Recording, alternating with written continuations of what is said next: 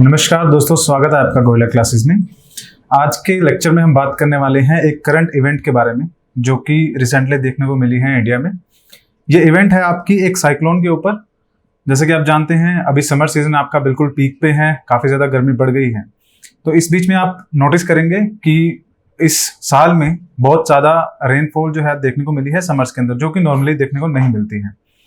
कई वजहें हैं जिसकी वजह से आपको मई मंथ के अंदर जो रेनफॉल है वो देखने को मिली है और टेम्परेचर जिस वजह से ज़्यादा राइज नहीं हुआ है। उसी डायरेक्शन में अगर बात करें तो एक रिसेंट साइक्लोनिक इवेंट आपकी अरेबियन सी में आपको देखने को मिलती है। ये साइक्लोनिक इवेंट जो है मतलब इसके अंदर एक साइक्लोन डेवलप हो रहा है जिसका नाम बिपारजॉय, जो इंडियन मेट्रोलॉजिकल डिपार्टमेंट है उन्होंने दिया है। ये साइक्लोन अब धीरे धीरे क्या है अरेबियन सी में डेवलप हुआ है और उसके बाद डेवलपमेंट के बाद धीरे धीरे करके ये आपका इंडिया के जो नॉर्थ वेस्टर्न कोस्टल एरिया है वहां पर ये स्ट्राइक करने वाला है। आगे बढ़ने से पहले मैं आपको इसकी डेवलपमेंट के बारे में एक छोटी सी वीडियो दिखाना चाहता हूं जिससे आप समझ पाएंगे कि साइक्लोन किस तरह से डेवलप होता है। चलिए देखते हैं कि किस तरह से ये जो साइक्लोन है जो आपका अरेबियन ओशन है वहां पर डेवलप होएगा। शुरुआत करते हैं। तो जैसा कि आप यहाँ पर देख सकते हैं ये जो डेवलपमेंट है अरेबियन सी में हो रही है और ये 2 जून के अराउंड की डेट है। आप देख सकते हैं जिस तरह से इंडियन ओशन में ये जो व्हाइट कलर में रिप्रेजेंट हो रहा है ये सारा आपका क्या है, जो वाटर है इवेपोरेट हुआ है और एक इंटेंसिफाई लो प्रेशर एरिया बन रहा है अरेबियन सी में।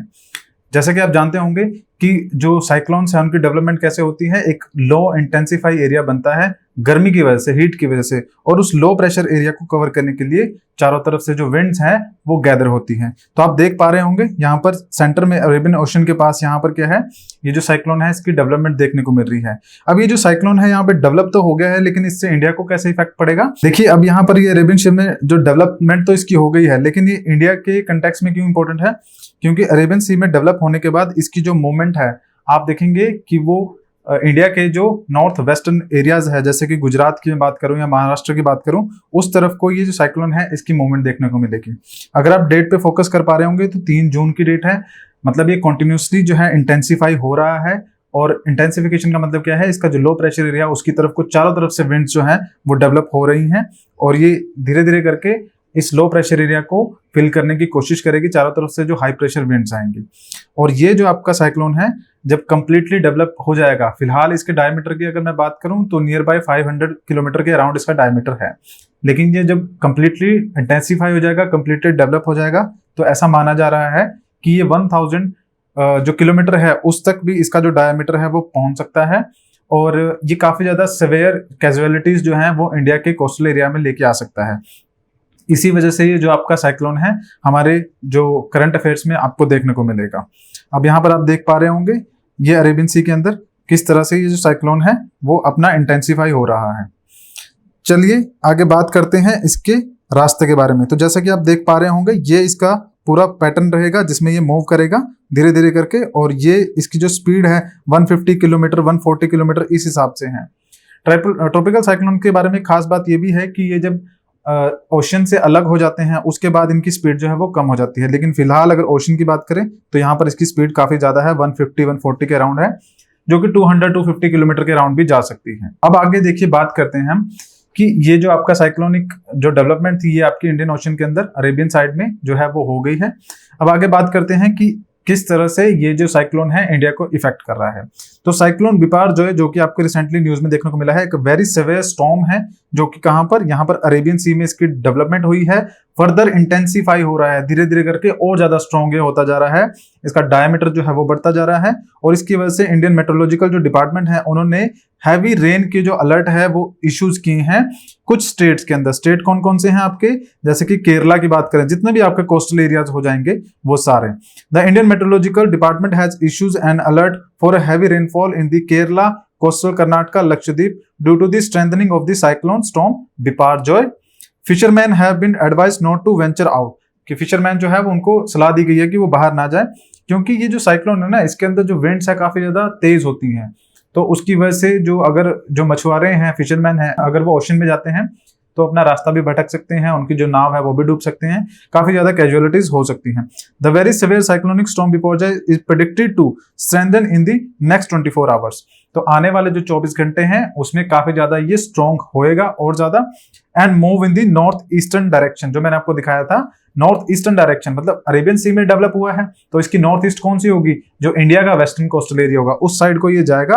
According to the Indian meteorological department the weather office has issued an alert for the heavy rainfall Kerala Karnataka के अंदर नेक्स्ट जो 3 दिन है वहां पर इस एरिया में बारिश देखने को मिल सकती है over Lakshadweep during the next 2 days. और लक्षद्वीप का जो एरिया है वहां पर 2 दिन के अंदर जो बारिश है देखने को मिलेगी।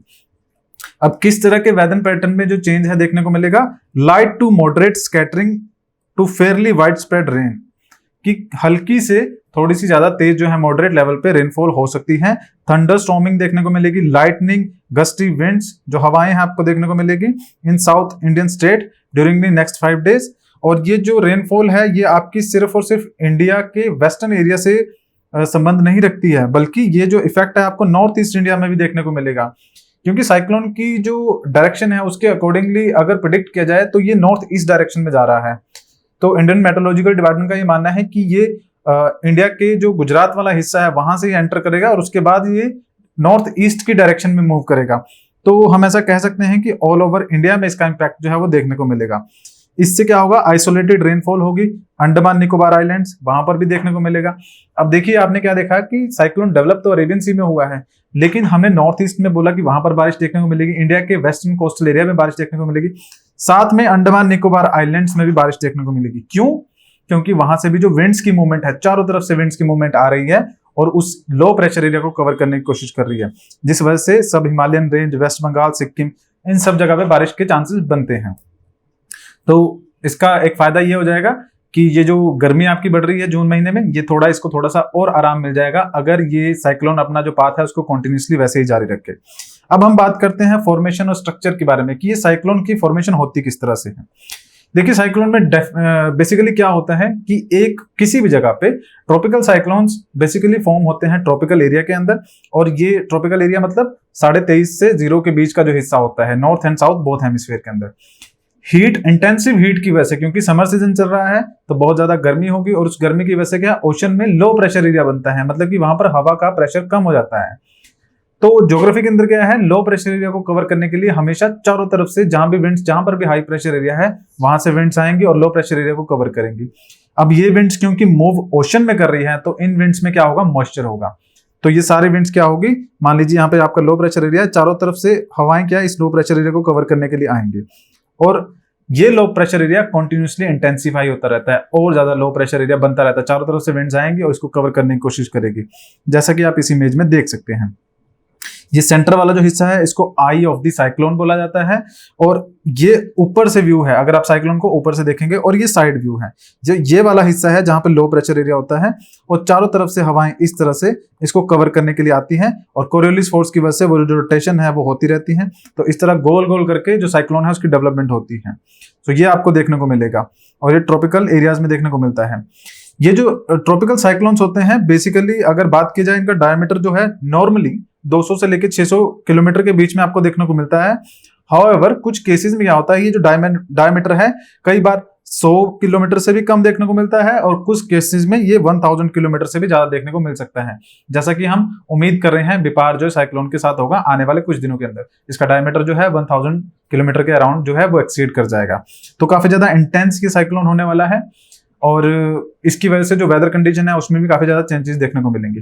तो ये आपका करंट का टॉपिक था। आई होप आपको ये चीजें समझ में आ गई होगी। अगली बार मिलेंगे नए टॉपिक के साथ, तब तक के लिए धन्यवाद।